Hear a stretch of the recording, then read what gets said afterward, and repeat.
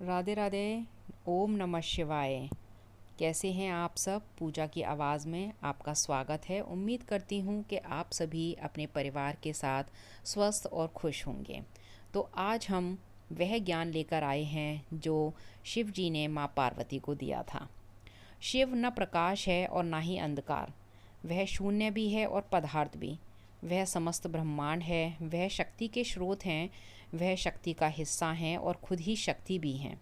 शिव पुराण के अनुसार शिव शक्ति का संयोग ही परमात्मा है।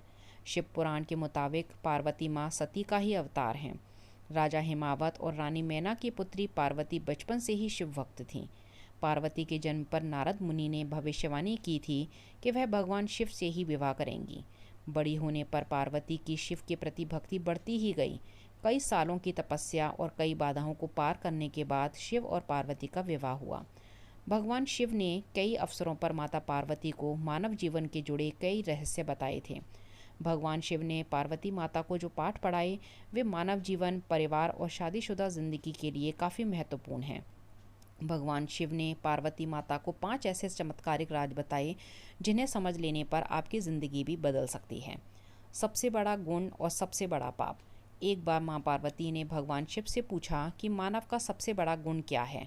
मानव सबसे बड़ा पाप कौन सा करता है? दुनिया में मान सम्मान कमाना और हमेशा सत्य वचन बोलना सबसे बड़ा गुण है।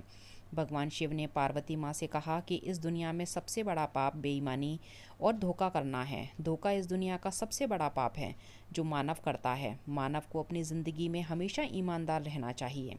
भगवान शिव ने पार्वती माँ को बताया कि मानव को परिश्रम करने के साथ खुद का मूल्यांकन करते रहना चाहिए। मानव को हमेशा अपने कृत्यों और व्यवहार पर खुद ही नज़र रखनी चाहिए। किसी को भी ऐसे कामों में लिप्त नहीं होना चाहिए जो नैतिक रूप से गलत हों। कभी भी इन 3 कर्मों को नहीं करना चाहिए।